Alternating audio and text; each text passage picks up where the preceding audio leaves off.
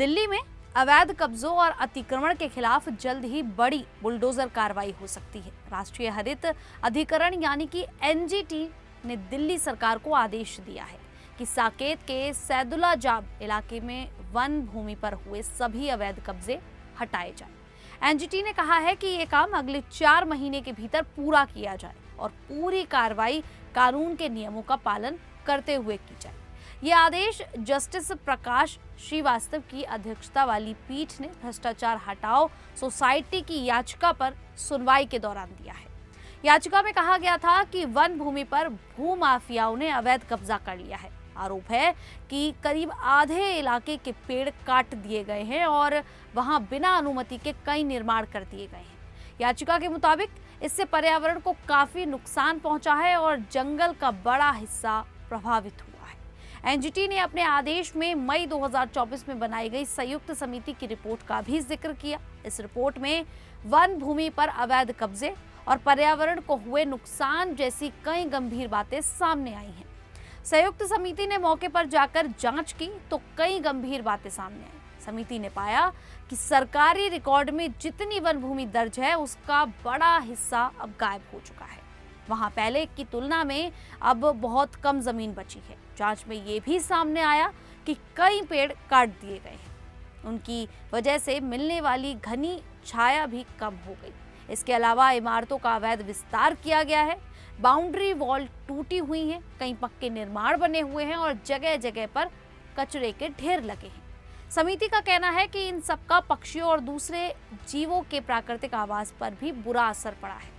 Report के मुताबिक सरकारी रिकॉर्ड में इस वन भूमि का क्षेत्रफल 19 बीघा दर्ज है, लेकिन जांच के दौरान सिर्फ 6.12 बीघा जमीन ही बची हुई है। समिति ने यह भी बताया कि दक्षिण पूर्वी हिस्से में पेड़ों की संख्या काफी कम हो गई है। जो नुकसान हुआ उसकी भरपाई के लिए नए बड़े पेड़ भी नहीं लगाए गए, इसीलिए पर्यावरण को हुआ नुकसान और गंभीर हो गया है।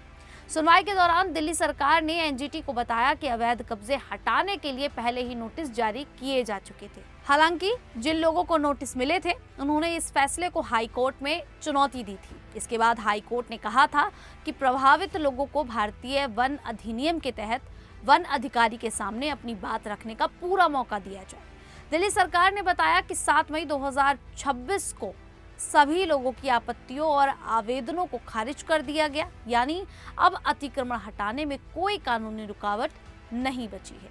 इन्हीं बातों को ध्यान में रखते हुए एनजीटी ने आदेश दिया है कि अगले 4 महीने के भीतर वन भूमि से सभी अवैध कब्जे हटाए जाएं।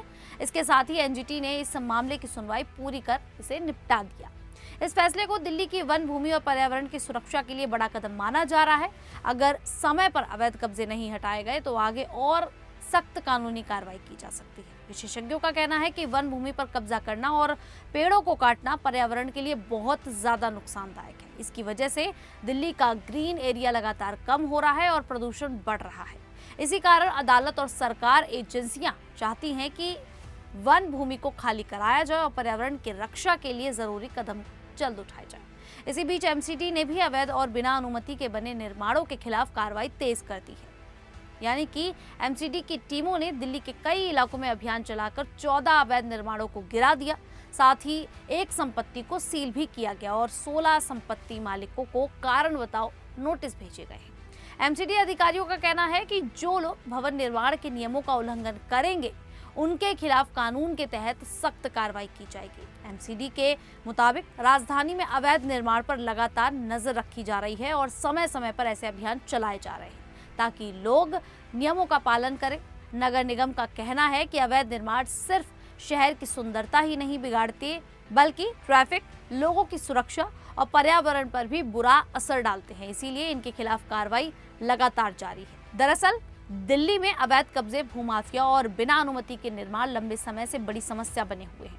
वन भूमि, सरकारी जमीन और नदी किनारे कब्जों की वजह से पेड़ कट रहे हैं, पर्यावरण को नुकसान हो रहा है और बाढ़ का खतरा बढ़ रहा है। एनजीटी और अदालतें कई बार सख्त आदेश दे चुकी हैं, लेकिन कार्रवाई अक्सर धीमी रहती है। सैदुला जाब का मामला इसलिए अहम है क्योंकि वहां वन भूमि पर अवैध निर्माण हुआ है। एनजीटी ने 4 महीने में कब्जे हटाने का आदेश दिया है।